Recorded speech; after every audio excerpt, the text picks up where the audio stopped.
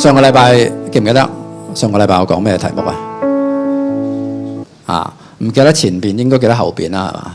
即係後邊嗰5個字啊！前面嗰5個字啊，次次唔同。後邊嗰5個字係咩啊？係啦，更好見證主啊嘛！即係呢度都有睇啦。更好見證主。上個禮拜咧，我就講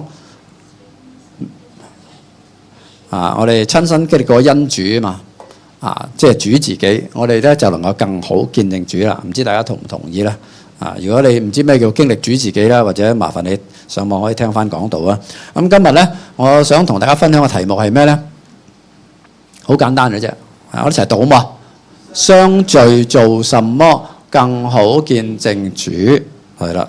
咁其實我哋相聚做咩嘅咧？我哋去聚會啊，或者我哋小組啊，我哋弟兄姊妹相聚係做咩嘅咧？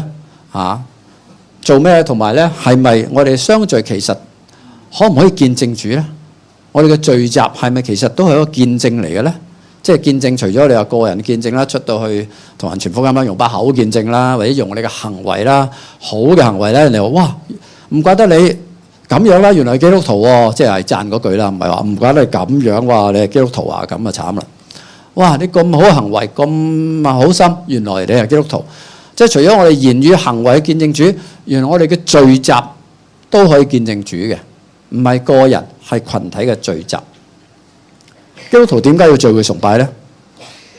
係啊，如果即係初可能返教會信主唔耐嘅，咁你覺得基督徒就梗係要聚會㗎啦，係嘛？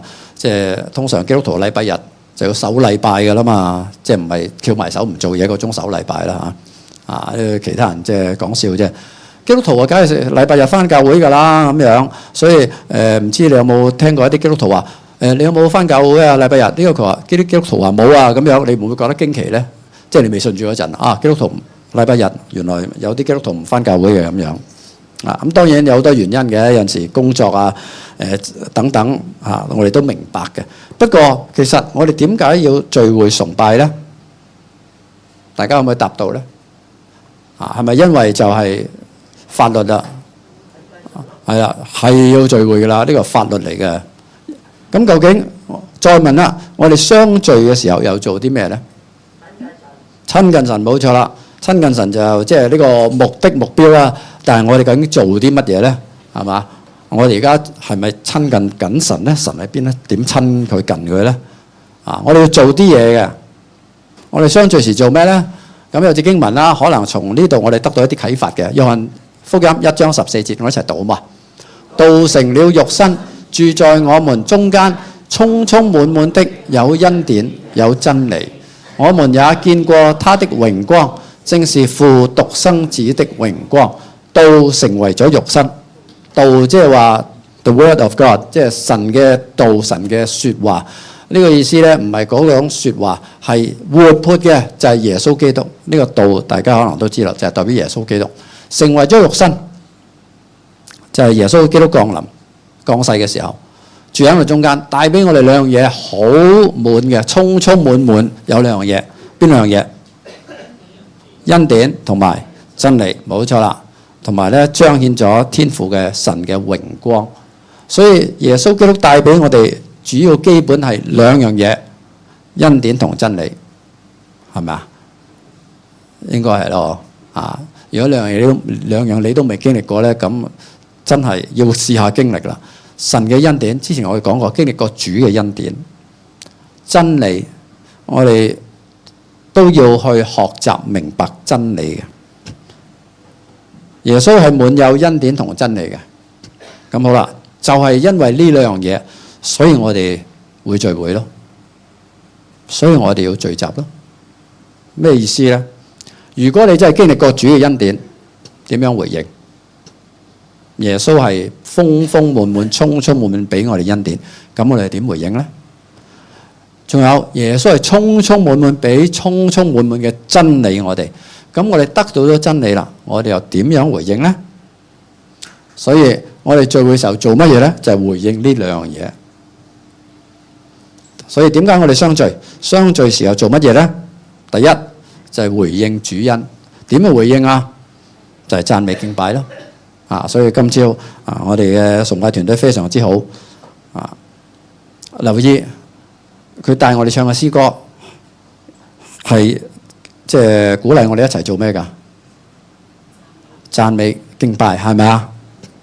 係啦，我哋經歷過主嘅恩典，就應當感謝讚美恩典喎，即係人對你好，我本來唔配嘅，哇！人哋幫我啊，對我咁好，我應該講聲咩啊？多謝啦，係嘛？即係冇理由連多謝都唔識講係嘛？你會唔會講多謝啊？因為而家有啲人真係把口好密㗎，乜都唔講啊，係嘛？好似奉旨咁嘛，你幫佢好似奉旨咁樣，唉，即係啊！希望我哋唔係咁嘅人。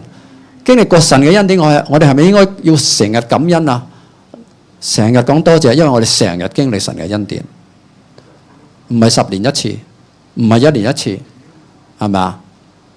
希望起碼都你1個月一次啦，或者1個禮拜一次啦，一日一次都有啩？會唔會啊？當我哋經歷過神嘅恩典，我哋就要多謝佢啦。多謝嘅表達形式咧，就係感謝讚美，係嘛？即係多謝佢。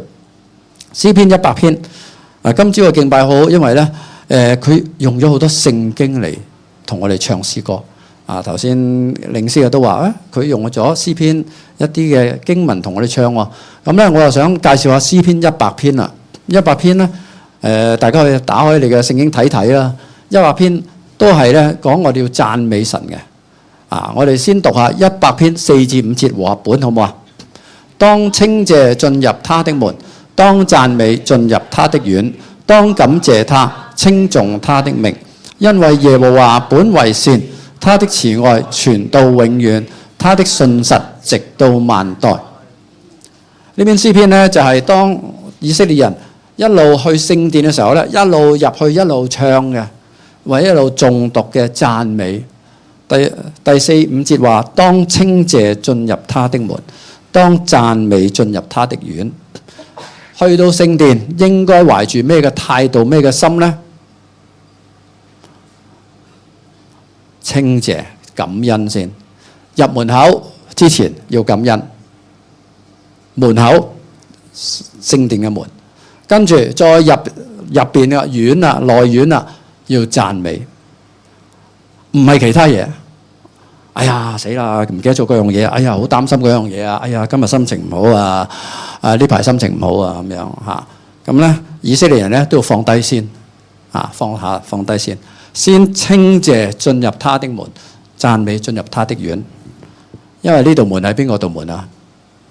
唔係自己屋企道門。你可以翻屋企啦，哎呀一日工作好辛苦啊，咁咧就翻到屋企開門咧就滿懷愁容咁樣翻屋企，唉太辛苦啦係咪？翻到屋企就可以猛嗌啊，唉好辛苦啊咁樣，可能大家都會嘅。但係入到神嘅家嗰道門咧唔係話唔俾大家嘆息，但係首先咧稱謝咗先，稱謝進入他的門，因為佢嘅門，讚美進入佢嘅院，係佢家，記住啊！呢個家係神嘅家，唔單止係我哋嘅家。你要進入神嘅門，神嘅家，首先稱謝讚美，呢個係詩人話俾我哋聽嘅。點解啊？因為神嘅善良、神嘅慈愛、神嘅信實，因為佢俾我哋嘅恩典，我哋經歷過。咁咧，呢個係新譯本嚟嘅詩篇100篇，我哋一齊讀啦，1至5節啦。全地應當向耶和華歡呼，應當歡歡喜喜侍奉耶和華。歡唱着到他的面前，要知道耶和華是神，他創造了我們，我們是屬他的，我們是他的子民，也是他草場上的羊。應當充滿感恩進入他的殿門，滿口讚美進入他的院子，要感謝他，稱頌他的名，因為耶和華本是美善的，他的慈愛傳到永遠，他的信實直到萬代。 Amen。 新譯本，我用新譯本點解呢？因為佢好強調呢幾樣嘢係應當你要咁做，唔係自己想唔想，係你要咁做。聖經講得好清楚，應當話用咗好多應當，係嘛？應當歡歡喜喜、開開心心嘅去到神嘅殿應當向耶和華歡呼，應當充滿感恩進入佢嘅殿門口，應當滿口讚美進入佢嘅院，等等等等，應當應當感恩讚美。所以我今日分享嘅信息可能有啲人聽過啦，以前你都知噶啦，但係再強調，點解我哋要聚會相聚嘅時候做咩？係應當感恩讚美神即係基本上應該崇拜。主日崇拜唔係喪禮喪禮嘅時候咧，我哋有去喪禮嘅即係心情，我哋知道懷念過身嘅。但係主日崇拜係慶祝主耶穌復活嘅，佢係死咗啦，不過佢復活咗，所以應當感恩讚美嚟到神嘅面前。可能我哋會有好多愁煩，但係暫且放低。首先，因為主嘅恩典，我哋經歷過啦，我哋就應該感恩讚美，好唔好所以呢個好重要㗎所以敬拜讚美唔係等遲到嘅人，絕對唔係，應當早到，應當翻嚟一齊去敬拜讚美神。呢個係咁重要嘅事，好唔好啊？咁我哋應該點樣敬拜讚美主呢？唔好俾自己情緒左右。當然我哋會有情緒，可能你真係經歷過好多唔開心嘅嘢。不過首先嚟到神面前係感謝佢嘅恩典，我反而應當叫自己去感謝讚美。我可以咁講，每個主日崇拜呢半個鐘頭，應該可能係你成個禮拜最聽唔到埋怨嘅時間，係咪啊？哇！一個禮拜7日，可能你日日都好多埋怨聲音啊，自己又怨啊，屋企人又怨啊，翻工又怨啊，好多同事又怨啊，大家好多牢騷啊，係咪啊？但係翻到嚟啲敬拜讚美半個鐘咧，就唔係愛嚟發牢騷，唔係愛嚟講埋怨説話，係講感恩讚美嘅説話，係好難得嘅半個鐘。去感謝讚美神，諗下係咪啊？係自己都係當然我平時我都會發牢騷㗎啦。哇！但係呢半鐘就同自己講，我一定要讚美神先，我要感恩讚美神，係咪啊？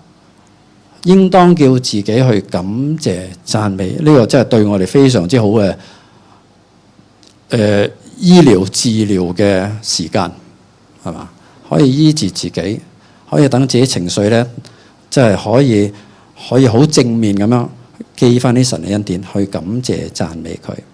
所以咧，點解我哋通常唱詩，我哋教會唱詩係會唱啲輕快歌咧？因為我哋要先感謝讚美神要歡喜快樂所以先唱啲輕快節奏嘅歌輕快節奏嘅歌即係我哋做每樣嘢都有原因㗎，唔係因為上一代傳落嚟唔係㗎。我哋教會做每一樣嘢，我都諗過點解要咁做嘅？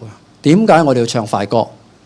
唔係因為中意快，快啲，唔係，因為我哋首先要開心嘛，要感謝讚你嘛，係嘛？咁我哋先唱輕快嘅歌啦，咁當然跟住有其他歌啦，所以鼓勵大家，你或者小組裏邊都應該係咁樣，先唱輕快讚美神嘅歌知唔知啊？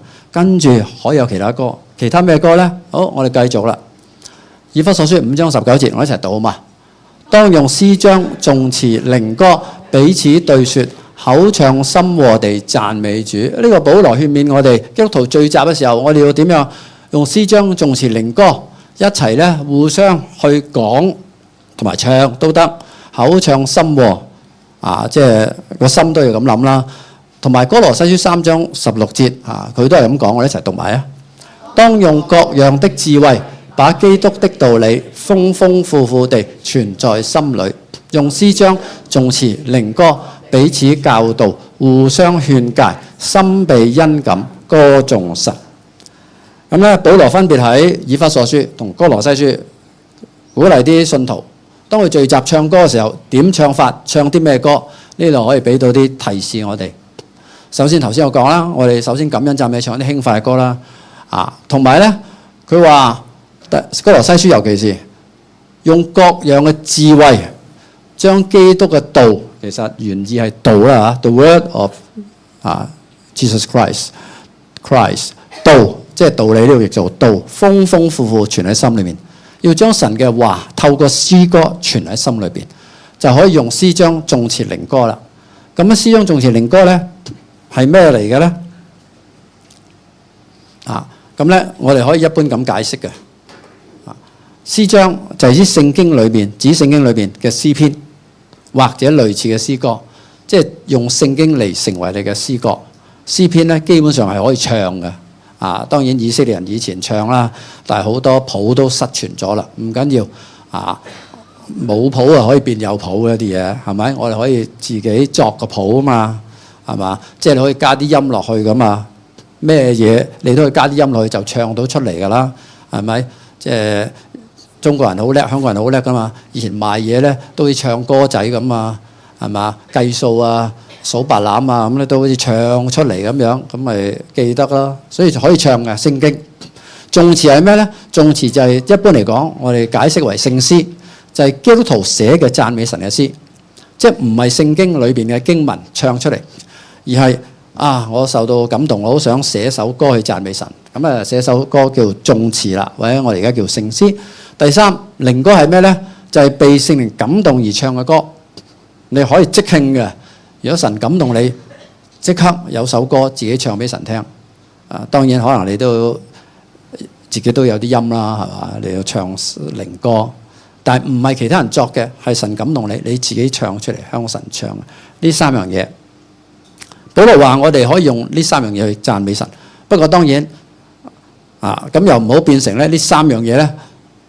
哇！咁我用緊邊樣咧？我諗保羅嘅意思唔係一定話將三樣嘢分得咁清楚，意思係我哋要用我哋所有嘅一切都嚟讚美神，無論係聖經，無論係自己作嘅詩歌，無論呢一刻神感動你唱嘅歌，都可以愛嚟讚美神，好嘛？不過仲有一樣嘢，保羅提到詩歌嘅功能，詩歌嘅功能係咩啊？抒發自己嘅感情，抒發自己感受，係咪啊？通常都係嘅，但係留意保羅話我哋基督徒唱嘅詩歌咧，應該仲有呢個功能嘅，就係咩啊？教導勸誡。唱歌唔單止係情緒嘅宣泄或者情緒嘅表達，呢個當然係嘅，表達我對神嗰種嘅開心等等。原來我哋基督徒唱歌係可以有教導同埋勸誡，同埋唱歌嘅時候咧，懷住感謝神恩嘅心情嚟唱。保羅話勸誡教導點樣唱歌去勸誡教導咧？係嘛？即係唱歌仔，即係如果真係咁樣嘅話咧，可能大家諗起啦，即係以前阿爸阿媽猛鬧你嘅時候，你當佢唱歌。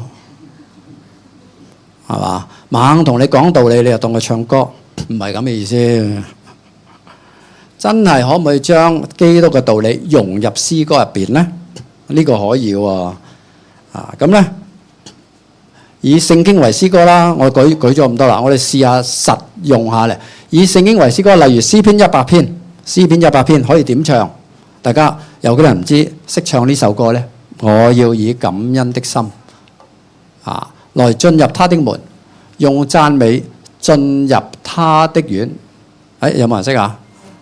應該係啦。哇，有翻一定即係深度嘅人，我哋就識啦。不如我哋試下咧，好唔好啊？可唔可以幫我 Louis？ 唔該。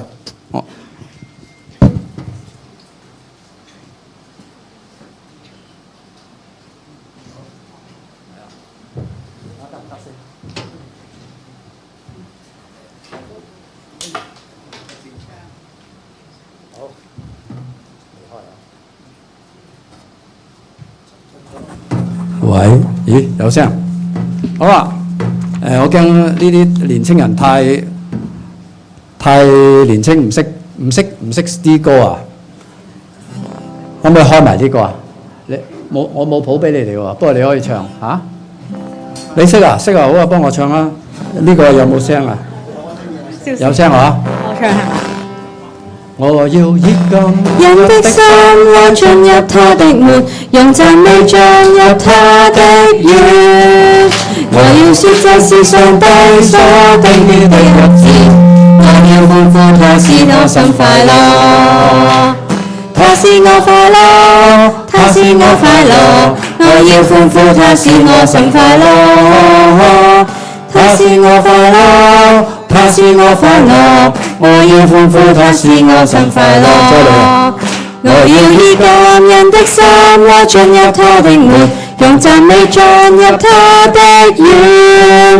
我要説這是上帝所定的日子，我要歡呼他使我心快樂，他使我快樂，他使我快樂。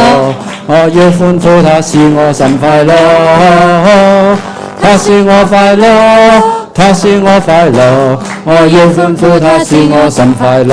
好，唔該晒，唔好走住啊！既然係咁，可能呢首你哋都識嘅。嗱，呢首咧就係用聖經嚟唱嘅。咁其實真係嘅，以前我哋唱好多歌咧，即係我後生嗰陣啦，都係用聖經嚟唱啊。咁咧其實一舉兩得。咁你背埋經啊嘛，係咪？咁啊唔使額外花啲時間背經，真係好好嘅。所以我都鼓勵大家考慮一下即係喺你揀嘅詩歌裏邊，無論崇拜啊、小組或者啲個人啊，都可以考慮下闊啲，用聖經作為詩歌，咁一定冇錯嘅，係咪？好，即係當然唔係話其他錯啊。好，第二咧，其實詩歌仲有功能係教導、勸誡。我個年代咧，即係年青嘅時代咧，唱啲舊詩歌啦。舊詩歌內容咧比較多係講真理嘅，其實而家近代嘅詩歌咧比較多係表達情緒感受，兩樣都要，不過要平衡。兩樣都要，不過要平衡即係有陣時以前我啲女咧喺度唱啲歌咧，我話已經冇音嘅啲歌，即係連而家即係我覺得啦，而家新嘅時代啲歌冇乜音啊，即係冇話起起伏伏嗰啲啊，好平淡啲音，全部都係咁上下音，同埋咧冇乜歌詞啊。我話哇好深好 deep 喎啲歌真係，即係無聲勝有聲啦，唔使咩歌詞都可以表達到自己內心嗰種。嗱呢啲歌唔係唔好，不過咧。對於有陣時我哋唱歌，我都要考慮弟兄姊妹佢哋未去到嗰個 level 嗰個程度，係嘛？咁所以我哋要就一就啦。所以首先敬拜讚美感恩先，跟住咧用其他詩歌係嘛，幫助大家一步一步去到神面前所以咧可能咧揀啲容易啲唱嘅適合大家嘅歌我就係咁啦，即係冇辦法啦。好咁咧。我揀咗首《從榮耀降臨》，識唔識啊？有幾人識？哇！果然真係越嚟越有深度。好，梗係唔識啊！應該，咦 ？Sherry 應該識㗎係嘛？聽下先。從榮耀降臨，永遠奇妙福音。我神我主降臨，耶穌是他性命，生在馬槽裏，世人看為客旅，在世受盡地上流淚漂零。我何等愛主，何等崇拜主，我生命亮光，我的一切，宇宙大主宰，成為我救主，神一切豐盛，存在主裏。第二節啦，唔該。主卑微順服，是我們得救贖。唯在黑夜茫茫，毫無半點指望，但慈悲相助，甘願離榮光處。從世救贖我靈魂滅亡，我何等愛主，我何等愛主，何等崇拜主，我生命亮光，我的一切，宇宙大主宰，成為我救主，神一切豐盛，存在主裏，唱埋第三節啦。主甘心樂意，道成血肉身體，除了世人樣式，面命隱藏未知，榮耀的奧秘，加略山的燔祭，只有榮耀的神偉大無比。我何等愛主，何等崇拜主，我生命亮過我的一切，宇宙大主宰，成為我救主，神一切豐盛，存在主裏。咦，大家都唱得幾好喎！好，俾個掌聲自己啦，好嘛？好，用完。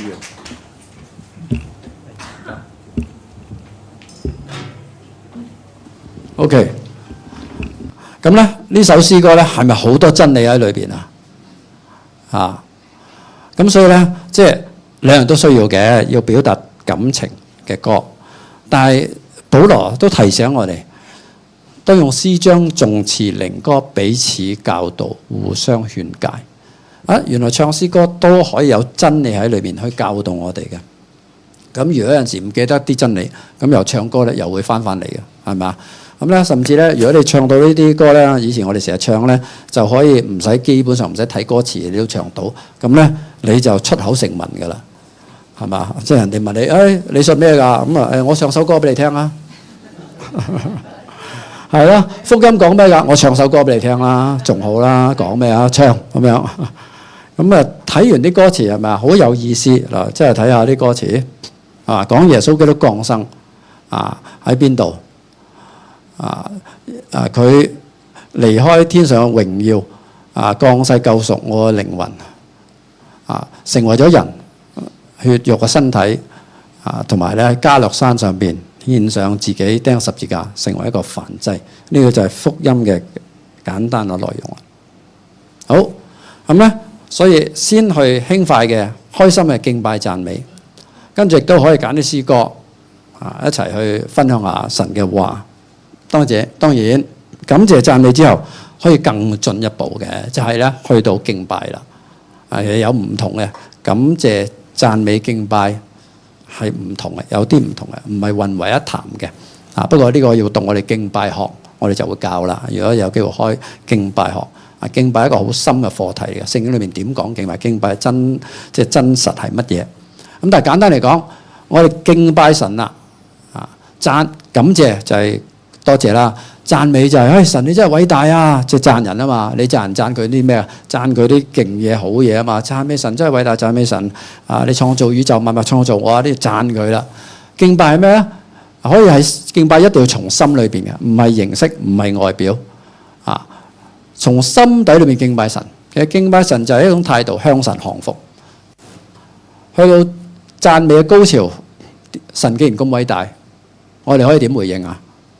我就完全順從你。既然你係掌管所有萬物嘅，咁我自己仲諗咁多做乜咧？仲有咁多自己嘅諗法主意啊？不如我聽從你，完全降服，向神降服嘅態度，完全獻上自己，就去敬拜啦。可以唱歌，可以有聲，可以冇聲，有聲無聲係敬拜讚美，好唔好？OK，所以咧係可以咁樣。當然去到大家留意，我哋唱詩歌通常崇拜，我哋嘅主日崇拜都係咁，先唱啲輕快嘅，跟住唱啲慢歌啦。通常會慢啲嘅敬拜嘅時候，因為深入啲嘛，deep啲嘛，俾啲時間大家自己去敬拜，去降服喺神面前咁嗰段時間，大家可以有聲無聲嘅自己敬拜你可以唱歌都得㗎，你可以自己繼續唱歌㗎亦都唔需要冇晒聲㗎。一敬拜嘅時候就冇晒聲，即係可能大家就係好敬拜緊嘅，但係可能大家唔知做緊乜㗎嘛，有啲係咪啊？其實去到呢個位咧，可能大家其實我哋唱歌即係點解會咁嘅係嘛？可能有啲教會唔係嘅，總之係唱歌啦嚇，即係今日就唱3首，唱3首咁樣。大家留意我哋教會，因為我哋好想大家除咗讚美、感謝讚美，我哋都試下去敬拜神。所以去到某個位，可能領詩係覺得適合啦，就淨係得音樂，唔會唱歌，叫大家自己去讚美敬拜，或者你去祈禱。嗰段時間，大家就自己可以想向神講乜嘢就講乜嘢。想用靈歌向神唱歌又得，向神唱一啲你想向佢唱嘅詩歌大家可以自己試下咁樣去敬拜讚美嘅，即係希望喺呢度學教，即係一齊分享少少大家咧，第日我哋再相聚嘅時候做乜嘢？我哋敬拜讚美咧就可以做更加好啲啦。今年我哋成日想每樣嘢我哋做好啲啲。就已經好好噶啦，係嘛？做好啲已經好噶啦，唔好永遠都係咁樣，做好啲。咁我哋敬拜讚美，其實係咪可以好啲嚟見證主咧？如果我哋咁樣聚集，係咪可以好啲見證主咧？人哋未信嘅嚟到睇完基督徒喺度敬拜讚美唱歌，大概知道我哋做緊乜，係嘛？我哋係咪可以咁樣透過呢樣嘢，俾其他人睇到我哋嘅主咧？我哋喺度見證緊佢。我哋要讚美佢，我哋感恩啊！因為佢係配得噶。哇！你哋好認真喎，你哋真係投入唱歌喎，唔係淨係得個李師喺度唱嘅啫喎。佢唔係喺度自己 solo 啊，演唱會啊，係嘛？大家好真誠咁唱歌，其他人可能睇到呢樣嘢，就係對佢哋嚟講一個好嘅見證，更好見證主，好嘛？所以咧，我哋鼓勵小組都要參考我哋崇拜所做嘅呢個係俾你哋參考模式點樣揀詩歌。點樣去即係喺小組裏邊敬拜讚美神，好嘛？好啦，快。第二樣嘢，回應真理應該點做咧？聽道行道就好簡單，係咪啊？我哋得到咗真理之後，我哋唔得個知字嘅，我哋要聽道，我哋要行道。知道就要行出嚟，咁先至係真正嘅知道。有字經文可能大家都好熟噶啦，雅各書1章21、22節，我用咗新譯本，我哋一齊讀好嗎？所以你們應當擺脫一切污穢和所有的邪惡，以溫柔的心領受神栽種的道。這道能救你們的靈魂。你們應該作行道的人，不要單作聽道的人，自己欺騙自己。可能大家都讀過呢段經文啦，係嘛？點解我哋要咁做呢？因為我哋信咗主啦，我哋得到真理啦，我哋就要放低擺脫一切嘅唔好嘅邪惡啊、罪啊等等，用溫柔嘅心領受神俾我哋嘅道，即係願意接受，唔係聽見就話有冇搞錯啊？即係抗拒神嘅話，溫柔嘅心就係願意聽、願意思考、願意接受神嘅道。呢個道能救我哋嘅靈魂嘅，可以拯救我哋嘅。雅各話：我哋唔單止要聽，仲要做出嚟行。如果淨係聽唔做咧，雅各用一句説話就係自己呃自己。唔知大家可能讀過呢段經文，但有冇諗過點解淨係聽道唔行道係自己呃自己咧？大家諗下。淨係聽唔做，係咪自己呃自己咧？即係聽咗當做咗，咁係咪自己呃自己咧？我上咗堂啦，識㗎啦啲嘢，聽咗當做咗，係嘛？我之前都講過啦，我哋讀書嘅時候都係啦。上咗堂啦，老師講咗啦，聽完啦，上咗堂啦，學咗啦，係咪就畢業咧？唔係㗎，係嘛？可能以前你讀書上堂都係發夢嘅啫，上堂係嘛？老師講完好多嘢啦，你聽咗啦，但係唔等於你識㗎。考試點解要考試咧？考試之後考翻出究竟你記得幾多啊？係嘛？聽咗唔等於識，聽咗以為識就係自己呃自己。我上咗堂啦，我俾咗好多錢去上某啲堂啊咁樣，但係上完堂唔等於你真係識㗎，真係識㗎係咪啊？真係識嘅要自己下苦功啊！佢講咗咁多嘢，我咪試下咯，係咪 work 咯？係咪真係得㗎咯？係嘛？起碼試過啊嘛，唔得你都翻嚟話俾我聽唔得啊，係咪？老師唔得喎，回水喎，你收咗咁貴學費咁樣，係嘛？如果唔係咧，聽咗當得咗咧，就係真係自己呃自己。仲有一原因嘅，我諗點解咧？聽到唔行到咧，就係自己呃自己咧。因為如果我哋有冇試過聽人哋講一啲真話，你明知嗰句説話係啱嘅，不過係唔係好想做？應該有啊，咁你內心其實會做啲咩㗎？有冇留意啊？自己思想裏面做啲咩㗎？你明知佢講得啱，不過硬係唔中意做啊，唔想做啊。啲小朋友，你教小朋友，你就睇下個例子啦，係嘛？我父母教小朋友，喂，唔應該咁做，小朋友硬係唔想做啊，駁嘴啊，係嘛？咁佢點駁嘴法啊？有冇留意啊？留意下，咁啊自己學到嘢㗎。通常如果你聽到一啲你覺得其實真係覺得其實佢係啱嘅，不過唔想做，我哋會有幾個反應。第一，唔係同我講嘅，係咪啊？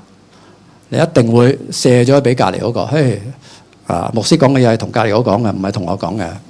呢邊度一定係同隔離嗰個講嘅啫，同嗰啲冇翻嚟講嘅，嘿，咁冇翻點聽到啫？講笑咩？講笑啫嚇，係咪？一定唔係同我講嘅。第二，唔係一定做到㗎，係咪？唔係一定要做嘅。係牧師講嘅嘢係呢個 work，不過辦法之一，唔係唯一。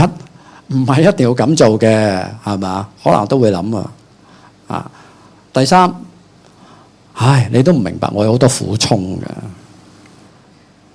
所以我做唔到啊。我有好多苦衷嘅，我明啊。我哋都係咁啊，會為自己揾理由㗎。哎呀，好攰啊，起唔到身啊，好多苦衷㗎。係啊，我明，真係好多苦衷㗎。但係呢個就係啦。咪即係自己呃自己咯。其實你知㗎，你同自己講合理化緊自己，點解唔做？聽到係啱嘅，不過唔做就係合理化緊自己。就真係會揾自己，同自己揾好多理由。就例如嗰啲啦。咁樣講出嚟，其實我想提醒大家，你嘅內心其實喺度掙扎緊嘅。其實都辛苦嘅，何必呢？我真係唔想大家咁辛苦，就喺內心掙扎，認清咗自己內心。真實嘅面對自己內心，咁樣我哋先至會可以改變。好，頭先我講咗啦，係啦，其實自己內心掙扎好辛苦嘅。但係咧，我想講嘅就係聽道而行道嘅重點係咩咧？我哋要學習神嘅話，然後要行道，就係要貼地落實，因為唔係知識，係實踐嚟嘅。我哋去聽道，我哋一齊去學習，無論教會崇拜小組，我哋同分享神嘅話，唔係單單係知識，係實踐，係希望可以好落實嘅。我唔知大家即係我講道喺呢度，可能有啲人聽咗一段時間啦，有冇留意我講道一啲嘅特點風格？留意我自己覺得啫，可能你哋覺得唔係嘅。我盡量少用基督教術語。係咪啊？如果翻得教會內嘅就知道咩叫基督教術語啦。點解咧？因為如果講一紮基督教術語咧，講完之後其實我冇講嘢，係嘛？可能以前我都聽過有啲人講到，哇，講咗好多好熟齡嘅基督教術語，但係其實冇乜內容，唔係話咩啊？只不過冇乜內容，其實佢想講乜咧？即係唔係術語一定唔好，但係如果全部都係術語，就冇乜內容啦。所以我唔想，因為我希望大家真係明白，可以落地實踐。同埋咧，我通常咧希望講到咧唔係太嚴肅嘅，係咪啊？希望咧間中講下笑，搞下爛 gag 啦，雖然都幾難嘅啲 gag，係嘛？即係輕鬆啲啊，等大家愉快地學習，係嘛？希望點解咧？因為人生其實都好多困難。係嘛？人生不如意事十常八九，我唔想喺講道裏邊咧都令到大家聽完道之後咧好消沉咁樣走啦，係嘛？咁嘅心情學唔到嘢嘅，係咪？亦都大家冇興趣聽落去啦。所以希望輕鬆啲啫，開心少少去分享神嘅話，咁大家又會精神啲，希望啦嚇，專心啲啦，咁你起碼聽到啲啦，係咪？即係都有時間唔係太嚴肅啦。不過當然有啲嚴肅嘅話題，我都會嚴肅嘅。當然希望呢個唔係變成一個棟篤笑啦，即係哎呀猛講笑話變成棟篤笑，唔係，大家唔係嚟睇 talk show，唔係嚟睇棟篤笑，希望大家嚟學習神嘅話而係貼地落實。所以咧，我希望我講到咧係盡量需要貼地，唔係衰到貼地。希望大家以後記住易記啲嗬。邊牧師講到衰到貼地唔係，需要貼地，記住啦，記到啦，真係嘅。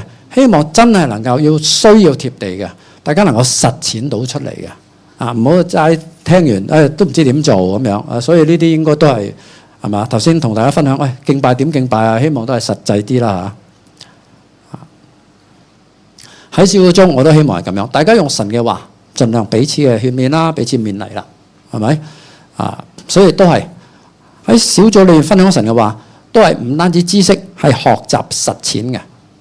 係學習實踐嘅，因為小組裏邊唔單止社交閒談，我哋應該要有神嘅話喺小組嘅分享裏邊大家一齊去學習，但係唔係淨係知識交流。哎呀，上個禮拜牧師講過乜啊咁樣，唔單止係咁樣，係點做，做唔做到，有乜困難，做唔到㗎，話翻俾牧師聽啦，冇用㗎哎呀，咁啊死啦，咁我要檢討自己啦。你討論下做唔做到，點樣做？有冇人成功做到？佢點解做到？做到之後有咩後果？有咩好處？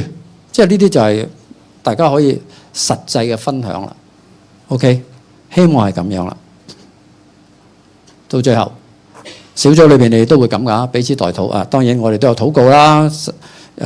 崇拜完咗，我哋都有禱告服侍隊為大家祈禱嘅。因為我哋呢個聚集，我哋相聚做乜嘢？唔係單單係呢個社交有社交嘅成分，我哋都需要朋友、弟兄姊妹需要好朋友。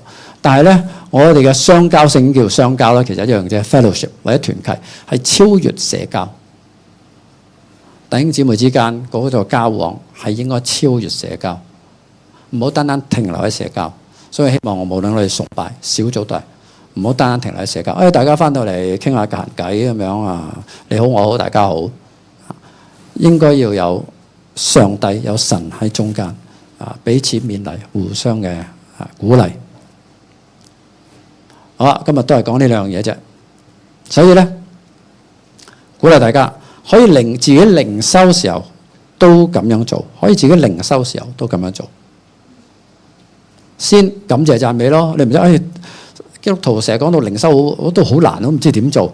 希望有個簡單嘅方法之一啦，你可以先感謝讚美神。用一啲詩歌，跟住自己睇一啲聖經，跟住自己諗下點樣做，跟住祈禱，咁樣就係回應到耶穌，佢係滿有恩典同真理，兩樣都有，好嘛？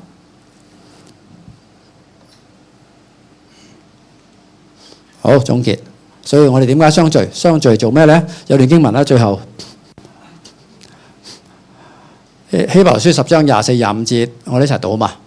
又要彼此相顧，激發愛心，勉勵行善。你們不可停止聚會，好像那些停止慣了的人，都要彼此勸勉。既知道那日子臨近，就更當如此。冇錯，希望最後用呢段經文咧鼓勵大家。大家可能都好熟噶啦。點解我哋要相聚？就係因為呢個原因。當然我哋相聚去感謝神嘅恩典，但係我哋可以彼此嘅關心，互相嘅勉勵，激發愛心。唔好因為某啲原因，我哋明白嘅好多有陣時工作關係身體健康未必能夠翻到嚟聚會。不過唔好讓呢啲成為一個習慣啦。到你有能力翻到嚟聚會咧，你都習慣咗唔翻嚟啦咁樣，或者習慣咗網上。我哋有網上嘅，不過網上。我希望幫到嗰啲真係有實際原因翻唔到嚟聚會嘅弟兄姊妹，但係唔係希望咧鼓勵大家咧留喺網上聚會。如果你去睇演唱會，你會唔會網上睇啊？如果去旅行，你會唔會話我網上旅遊就夠咧？如果你話得嘅，咁我就唔阻你啦，你可以網上聚會。如果你話我去旅行都喺網上嘅，冇問題，係啊，真嘅，係嘛？即係真係人哋見到面實際一齊咧，嗰種嘅化學作用係好唔同嘅啊！所以我鼓勵大家啊，留意神俾我哋説話，我哋要彼此相顧，激發愛心，勉勵行善。係啱啊！諗翻起初我哋係點嘅，當時咧係點啊？如果可能我哋真係會嘅，係咪？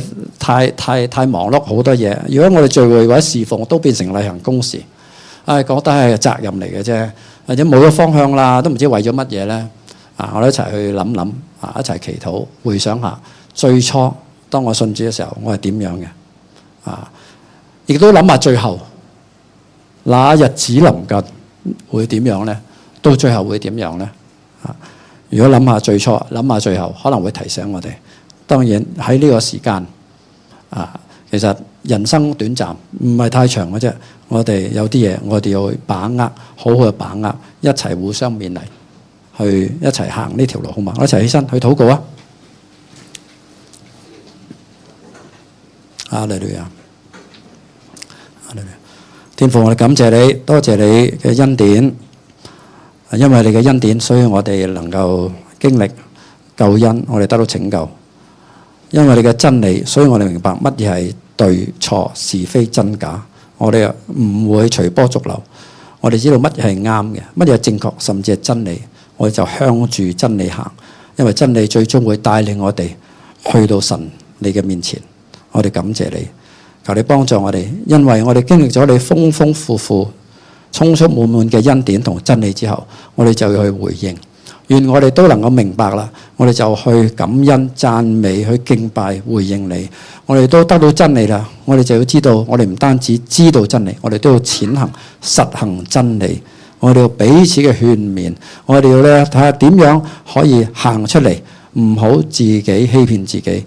主啊，你所吩咐嘅，如果係正確係啱嘅，主啊，幫助我哋，賜俾我力量，真係能夠做出嚟。但係主，我哋知道你真係明白我哋，所以求你幫助我哋。我哋有陣時都會有軟弱、有灰心，求你幫助我哋，我哋都能夠彼此嘅關心、激發愛心、勉勵行善。咁我哋就能夠喺主你再嚟嘅時候，主你日子臨近嘅時候，都能夠坦然去見你。感謝你幫助我哋。祝福我哋，聽我哋同心合意禱告，奉主耶穌基督名求，阿們。好，祝福大家。